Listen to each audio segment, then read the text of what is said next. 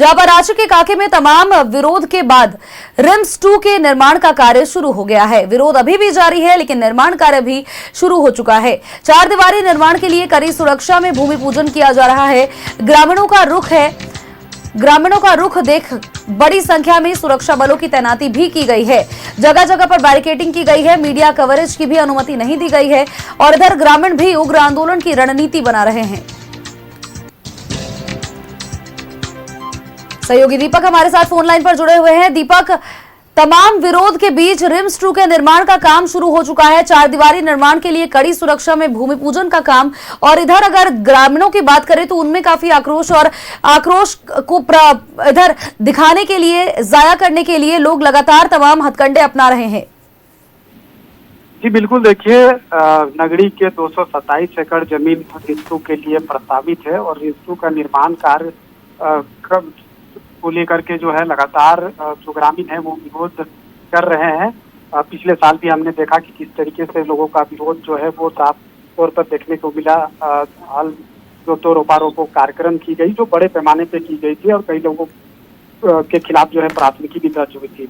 लेकिन एक बार फिर चूंकि यह विवाद गहराता हुआ नजर आ रहा है, जिस तरीके से रिम्स 2 का निर्माण के लिए जो बाउंड्री वाल का निर्माण कार्य है वो शुरू हो गया है। बाउंड्री वाल का निर्माण कार्य को लेकर के भूमि पूजन है वो किया जा रहा है। बड़ी संख्या में फोर्स वहाँ पे डिप्लॉयड किए गए हैं। इसके साथ ही जगह जगह पर बैरिकेडिंग भी की गई है। लोगों के विरोध को देखते हुए ये तमाम व्यवस्था जो है वो जिला प्रशासन के स्तर से यहाँ पे की गई है।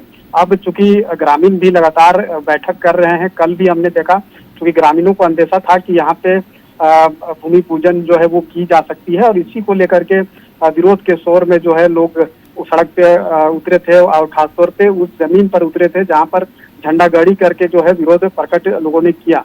और आज जब भूमि पूजन की जा रही है और इसकी जानकारी ग्रामीणों को मिली है, उसके बाद बैठक की जा रही है और बैठक के उपरांत जो है कई महत्वपूर्ण निर्णय ग्रामीण ले सकते हैं।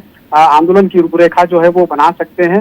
तो अब देखना होगा चूंकि आने वाले समय में ग्रामीणों का क्या रूप होता है। हालांकि सरकार तो पीछे हटने को तैयार नहीं है और अब तो सुरक्षा के बीच जो है चार दीवारी का निर्माण कार्य का भी जो भूमि पूजन है वो हो गया है। तो जाहिर सी बात है कि अब वहाँ पे रिम्स 2 बनेगा और रिम्स 2 बनाने को लेकर के तमाम तरह के जो प्रयास है वो सरकार के स्तर से की जा रही है। खासतौर पे वहाँ पर जो रिम्स 2 बनाया जाना है इसको लेकर के बाकायदा इसका नक्शा से लेकर के हर एक चीज जो है वो बनकर तैयार भी यहाँ पे हो गई है। तो अब निर्माण कार्य जो है वो प्रारंभ हो रहा है। अब देखना होगा कि ग्रामीणों का क्या रुख होता है। जिस तरीके से साफ तौर पे ग्रामीण बता रहे हैं कि पिछले साल खेती नहीं कर पाए, उसकी वजह से लोगों को एक बड़ा नुकसान और खामियाजा जो है भुगतना पड़ा है।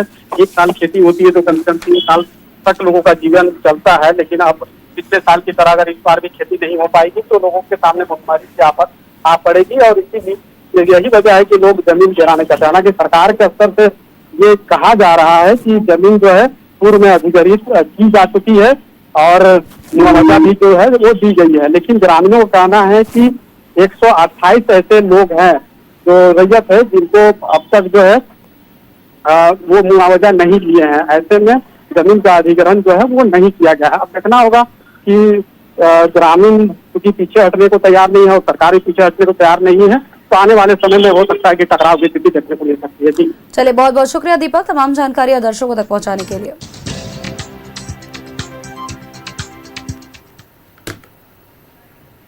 जिस प्रकार से सरकार जबरन ये जमीन हड़पने का कोशिश कर रहा है, हम लोग भी कोशिश कर रहे हैं और हम लोग का वो जमीन है, हमारे दादा पुरखा का जमीन है, हम लोग बचाने का भरसक कोशिश करेंगे और हम लोग लड़ाई कर ही रहे हैं। आने वाला दिन में भी लड़ाई करेंगे। हम लोग कल अंदेशा था कि शायद पता चला था थोड़ी थोड़ी कि अब भूमि पूजन का कार्यक्रम हो सकता है, इसीलिए हम लोग थोड़ा विरोध के सोच करके हम लोग कल झंडा गाड़ी का थोड़ा कार्यक्रम किए थे। आज भी हम लोग कुछ बातचीत हो, इसलिए हम लोग यहाँ पर अभी पूरे गांव के लोगों को बुलाए हैं। पिछले बार हम लोग तो खेती नहीं लगा पाए, इस कारण हम लोग का परिस्थिति तो खेती नहीं लगा, इस कारण हम लोग का परिस्थिति बहुत ही खराब है।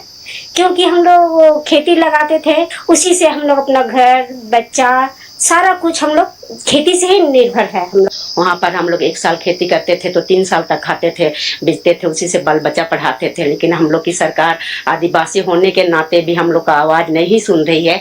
और जिस हम लोग जब झारखंड अलग हो रहे थे तो हम लोग का पूर्वज उनके स्वर्गीय पिताजी शिबू सोरेन ये सब लड़ाई लड़े, और झारखंड में आदिवासी लोग का राज रहेगा और आदिवासी लोग का ही शासन रहेगा और वही लोग का राज चलेगा। लेकिन यहाँ तो हम लोग का एक